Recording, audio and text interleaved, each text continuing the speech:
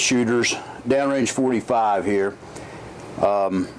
Just want to do a very quick video about semi-automatic grip basics.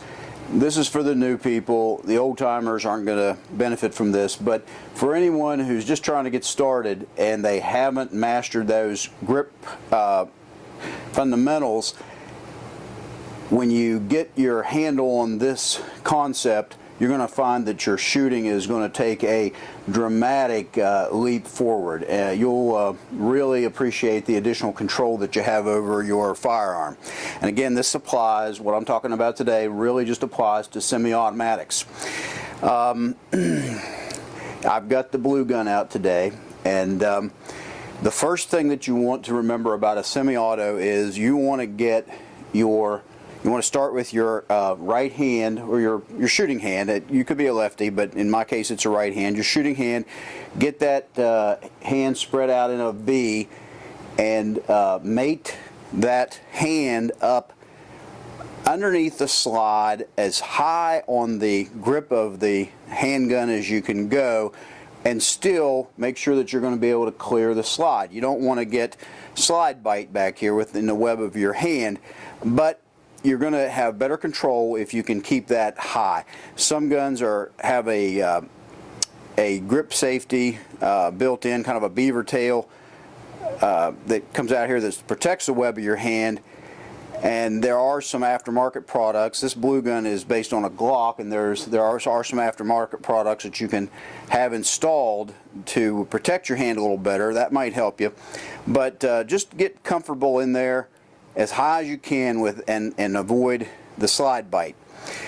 Of course, bring your fingers around fairly tight. You want this thumb right here, and there's even a little groove on this Glock, and on most Glocks it shows you where that thumb goes. Have that pointing straight forward. This is going to be a 2 thumbs forward approach. This hand is not going to be your tightest hand. When you bring your off hand in, you're filling this gap here with the pad of this hand. You want to bring these fingers in over top of the fingers of your strong hand, and this is the hand that's really going to lock this grip down. You want a little bit of looseness.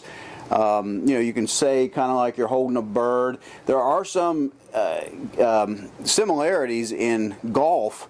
They say that you can have too tight of a golf grip, and particularly with your right hand, that's possible. I'm going to explain that in just a second.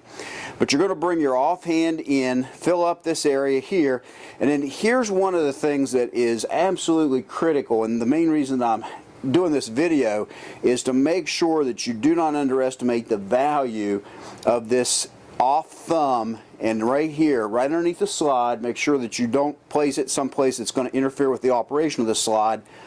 But on Glocks, there's a nice flat spot for it. Make sure that you got that locked in tight. Now, that one step will give you a tremendous improvement, particularly on follow-up shots. And here's why. Just physics and inertia of the gun is going to make it recoil away from the mass or resistance that you have on the gun. So if you're shooting one-handed, or with much less mass or resistance on this side than this side, then the gun is just, because of physics, it's going to naturally recoil in that direction, and you're going to have a hard time keeping this thing on target. By bringing this thumb in and trying to balance the mass on both sides of the gun, and of course obviously the grips are not going to be the exact same on both sides, but you want to try to have as much force and resistance on the off side as you do on the strong side. That's what's going to keep you on target. Now, the reason that the off hand is tighter than the strong hand is because you've got to have, once you begin to fire, we know we don't put our finger in the trigger guard until we're ready to fire the weapon, but when you begin to fire, you've got to have some trigger manipulation here. Because the one thing, of course you need good sight placement, but the one thing that's going to adversely affect your shots, particularly on follow-up, is if you have poor trigger control. So if you've got such a tight grip here that you cannot in a soft and smooth manner operate this trigger, then it's going to affect your accuracy. So you want to really lock down the offhand tight, keep a little bit of play. Some people say that you should maybe be able to slide a pencil down between your index finger and the frame of the gun on the strong side, but your tight grip is going to come from the offhand. Make sure this thumb is right there below the slide, and balance that resistance on both sides. Now, of course, this is designed to work with the isosceles stance, and you'll also find when you get this grip right that you will push that straight out from your body to get on target, and that'll become a much more natural motion when you got those thumbs pointed forward. You got everything balanced, and you'll be able to control your muzzle flip, your recoil much better. Okay, primarily focusing on that off thumb today.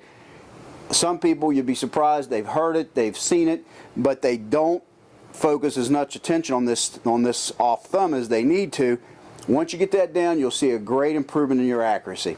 Okay, short tip of the day on semi-automatic grips. Thanks for watching. Downrange 45 signing off. Like it if you like it. Please subscribe.